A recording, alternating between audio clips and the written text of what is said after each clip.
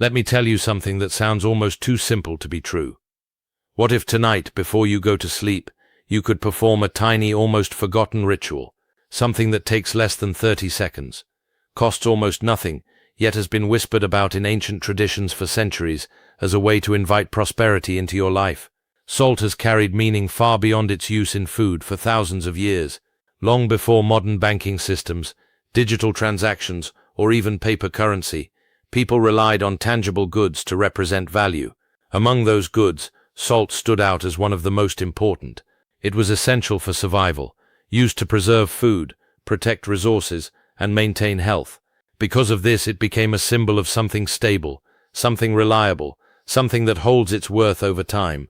When something is scarce, useful, and long-lasting, humans naturally begin to treat it as valuable. Salt checked all those boxes. In ancient economies, it was traded, stored, and even used as a form of payment. The idea that value should not decay, disappear, or be easily corrupted became closely tied to salt. This is where the deeper meaning begins to connect with wealth, not just having money, but keeping it, protecting it, and making it last. Now think about how most people experience money today. It comes in, and it goes out just as quickly. There's a constant feeling of instability, as if money cannot be held onto. Even people who earn well often feel like something is slipping through their fingers. That feeling is not just about numbers, it's about perception. It's about whether you see money as something temporary or something that can be preserved and grown. This is where symbolism plays a powerful role. Humans don't operate only on logic. We are deeply influenced by meaning. When you introduce a symbol like salt into something as personal as your wallet, you are not changing your financial situation overnight. You are changing what money represents to you. You are linking it, even subtly, to the idea of preservation and stability. A wallet is not just a place to store cash or cards. It's a physical representation of your financial life. Every time you open it, you're engaging with your relationship to money. When you place salt inside it, you're adding a layer of intention. It becomes a reminder, quiet but consistent, that money is something to be respected and protected, not something that comes and disappears without awareness. This matters because your behavior with money is rarely random. It is guided by patterns you've built over years. If you unconsciously believe money doesn't stay, your actions will reflect that. You might spend impulsively, avoid saving, or fail to notice small leaks in your finances. On the other hand, if you begin to associate money with something stable and worth protecting, your behavior starts to shift, even if only slightly at first. You may hesitate before unnecessary spending. You may pay closer attention to where your money goes. You may start valuing what you already have instead of constantly chasing more. These are small changes, but they build on each other. Over time, they create a completely different financial trajectory. The idea isn't that salt has some supernatural ability to attract wealth. That kind of thinking can lead people away from practical action. The real power lies in what the symbol reinforces inside your mind. It anchors a new narrative, one where money is not fleeting, but something that can be managed, maintained, and grown with care. When you consciously or unconsciously absorb that message, your decisions begin to align with it. And decisions repeated daily are what ultimately determine financial outcomes. A person who protects small amounts is more likely to protect large amounts. A person who values what they have is more likely to build on it. So the act of placing salt in your wallet is less about the object itself and more about adopting a mindset rooted in preservation and value. It's a simple gesture, but it carries a message that many people have never truly internalized, that wealth is not just about earning, but about holding, protecting, and respecting what you already possess. Most people think change begins with big decisions, new jobs, higher income, major investments, but in reality, lasting change usually begins with something much smaller, a repeated action that quietly reshapes how you think. The human brain is constantly learning from what you do, not just from what you say or intend. Every action you repeat sends a signal, and over time, those signals form patterns. Those patterns become beliefs, and those beliefs guide your behavior, especially when it comes to money. A simple ritual, like placing a pinch of salt in your wallet, might seem insignificant at first glance. It doesn't increase your income. It doesn't magically multiply your savings. But what it does do is introduce intention into an area of life where most people operate on autopilot. And that's where its real power lies.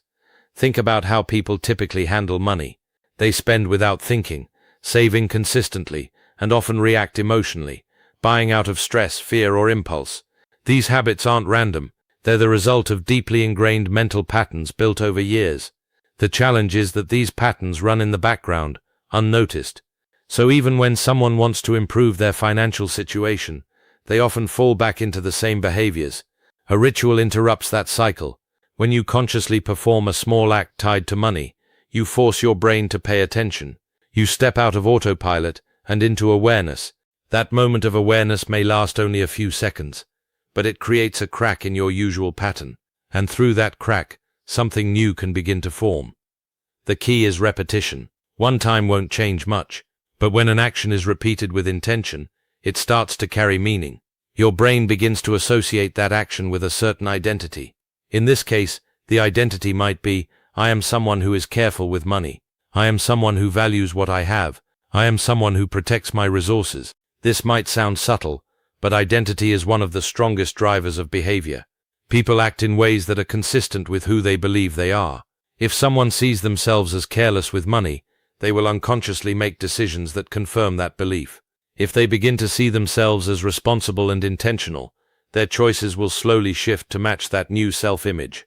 Rituals help bridge the gap between intention and identity. They take something abstract, like wanting to be better with money, and turn it into something physical and repeatable. That physical action reinforces the idea, making it more real in your mind. Another important aspect is emotional reinforcement. When you perform a ritual with intention, you often attach a feeling or a thought to it. Even something as simple as silently affirming that your money is safe or growing can influence how you feel about your finances. Over time, this reduces anxiety and replaces it with a sense of control. And when people feel in control, they make better decisions. They pause before spending. They think before reacting. They plan instead of guessing. None of these changes happen instantly, but they don't need to. Financial growth is rarely about sudden breakthroughs. It's about consistent, improved decisions over time. A ritual acts as a daily or regular reminder to stay aligned with those better decisions. It's also worth noting that humans have used rituals for centuries. Not just in financial contexts, but in all areas of life. Rituals create structure, reinforce values, and help people stay connected to what matters. In the case of money, a ritual can serve as a grounding point in a world full of distractions and impulses. So while placing salt in your wallet may look like a small or even strange act from the outside, its real purpose is much deeper. It's a tool for awareness, a trigger for intentional thinking, a way to gently retrain your mind to approach money with more care, clarity, and consistency. And once your thinking changes, your actions follow.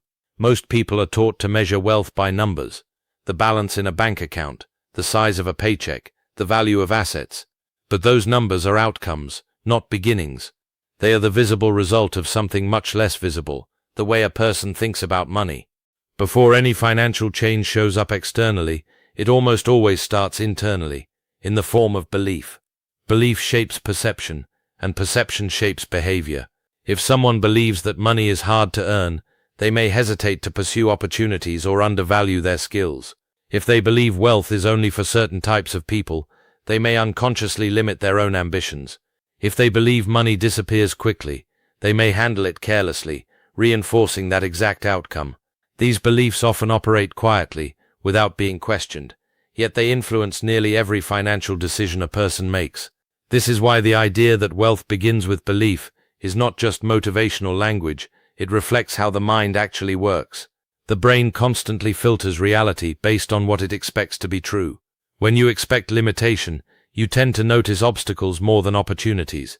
When you expect growth, you start to recognize possibilities that were always there but previously ignored. The challenge is that beliefs are not easily changed by logic alone. You can tell yourself that you want to be financially successful, but if your deeper assumptions contradict that, your actions will remain inconsistent. This is where habits and small intentional acts come into play. They act as a bridge between what you want to believe and what you currently believe. When you engage in a simple ritual connected to money, you are not just performing an action, you are reinforcing a message. Each time you do it, you are practicing a new perspective, that your financial life deserves attention, that it can be stable, that it can grow. Even if you don't fully believe it at first, repetition begins to reduce resistance. Over time, this repeated message starts to feel more natural. It becomes less of a forced thought and more of a default assumption. And once a belief becomes a default, behavior begins to align with it automatically. You don't have to constantly remind yourself to act differently. It starts to happen on its own. For example, someone who begins to see themselves as financially responsible will naturally pay more attention to spending. They may start tracking expenses without feeling forced. They may prioritize saving without seeing it as a sacrifice. They may look for ways to increase income because they now believe it is possible for them. These actions are not dramatic, but they are consistent, and consistency is what builds results. It's also important to understand that belief influences emotional responses to money. Many people experience stress, fear, or avoidance when dealing with finances. These emotions often come from underlying beliefs about scarcity or lack of control. When those beliefs begin to shift, the emotional experience changes as well. Money becomes less of a source of anxiety and more of something that can be managed with clarity.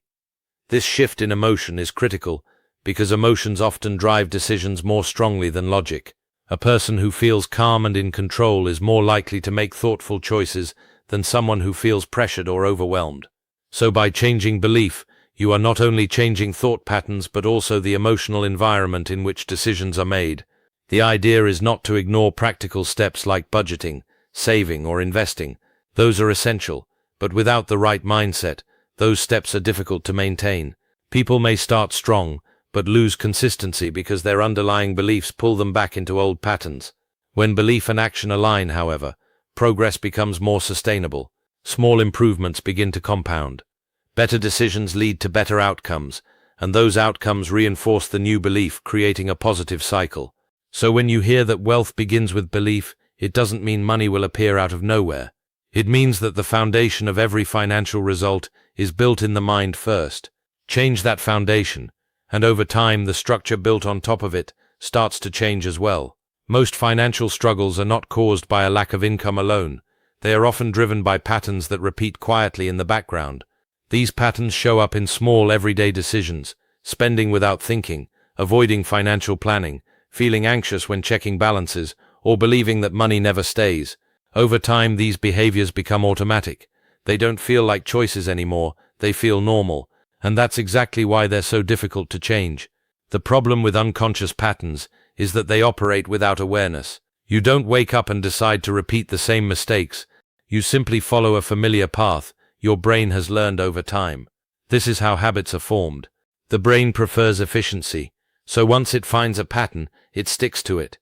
Even if that pattern leads to negative outcomes, it still feels comfortable because it's known. Interrupting these patterns is the first step toward any meaningful financial change.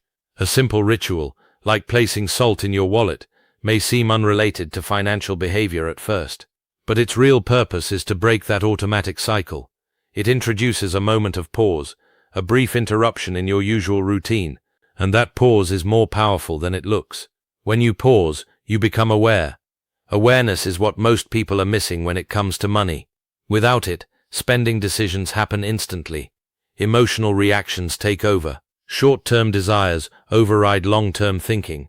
But the moment you bring awareness into the process, even for a few seconds, you create space between impulse and action. That space allows for a different choice. At first, the change might be small. You might hesitate before buying something unnecessary. You might think twice before ignoring your expenses. You might start noticing patterns you never paid attention to before, like how often you spend out of boredom, stress, or habit rather than actual need. These small observations begin to weaken the old pattern. Patterns survive on repetition. The more you follow them, the stronger they become. But when you interrupt them, even occasionally, they start to lose their hold. It's like breaking a loop. The cycle no longer runs smoothly, and that gives you a chance to reshape it. The ritual works as a trigger, a signal that reminds you to stay conscious about your financial behavior. Each time you see or remember it, you reconnect with the idea that your money matters, that your actions have consequences, and that you are capable of making intentional choices. Over time, this repeated interruption starts to build a new pattern. Instead of acting automatically, you begin to act deliberately. Instead of reacting emotionally, you respond with thought. Instead of feeling out of control, you start to feel responsible for your decisions. This shift doesn't require perfection. You don't have to make the right choice every time. What matters is consistency and awareness. Even noticing a mistake after it happens is part of the process. The goal is not to eliminate all negative behavior instantly, but to reduce its frequency and intensity over time. Another important aspect is how this process changes your relationship with money.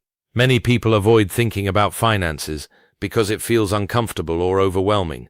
This avoidance itself becomes a pattern, one that prevents improvement. By introducing a small, neutral ritual, you create a non-threatening way to engage with the idea of money.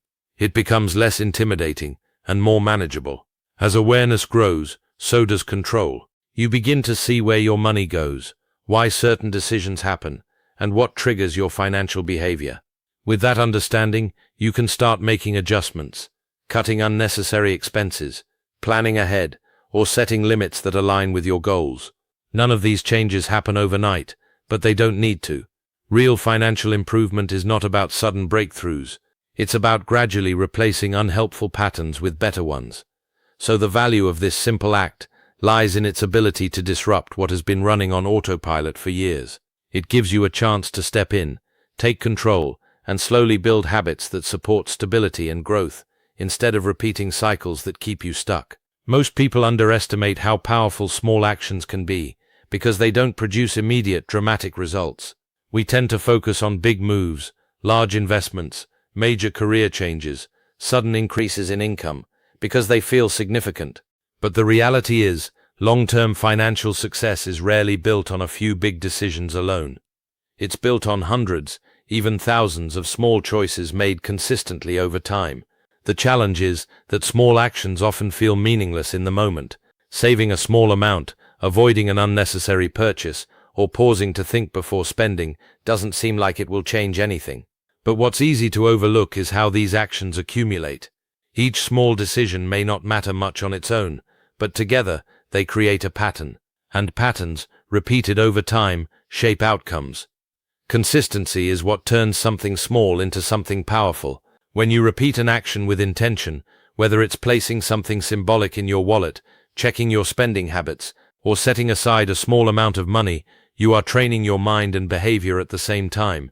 You are building discipline, awareness, and control, even if the external results are not immediately visible. Think of it like direction rather than speed. A slight shift in direction may not seem important at first, but over a long distance, it leads to a completely different destination. The same applies to financial behavior. Small improvements in how you think and act with money gradually move you towards stability and growth, even if the progress feels slow. One of the reasons consistency matters so much is because it reduces reliance on motivation. Motivation is unpredictable. It comes and goes. If your financial habits depend on feeling inspired or disciplined every day, they won't last. But when an action becomes a routine, it requires less effort. It becomes automatic, part of your normal behavior. This is where simple rituals can play a role. They act as anchors, something you return to regularly that reinforces your intention. Even if the action itself is small, the repetition keeps your focus aligned. It reminds you again and again that you are someone who is paying attention, someone who is making deliberate choices. Over time, this consistency begins to influence larger decisions. A person who consistently practices small acts of financial awareness is more likely to develop stronger habits overall. They may start budgeting more effectively, avoiding unnecessary debt, or looking for ways to increase their income.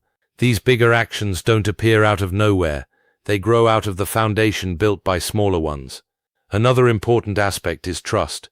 When you follow through on small actions repeatedly, you begin to trust yourself more. You see that you can stick to a decision, even if it's minor. That trust builds confidence, and confidence makes it easier to take on larger financial responsibilities or opportunities. On the other hand, inconsistency creates doubt. If you only act occasionally or give up quickly, it reinforces the idea that change is temporary. That makes it harder to commit to bigger goals, because you don't fully vishwas your ability to follow through. It's also worth understanding that small actions help you stay engaged. Many people lose progress not because they lack knowledge, but because they lose focus. Life gets busy, distractions take over, and financial goals fade into the background. Consistent, simple habits keep those goals present in your daily life, preventing them from being forgotten. The key is not to look for immediate transformation, but to trust the process of gradual improvement. Each small action is like a single drop of water. One drop doesn't make a difference, but over time, drops can fill a container, or even shape stone. So the real value is not in the size of the action, but in its repetition. When you commit to small intentional steps and maintain them consistently, you create momentum.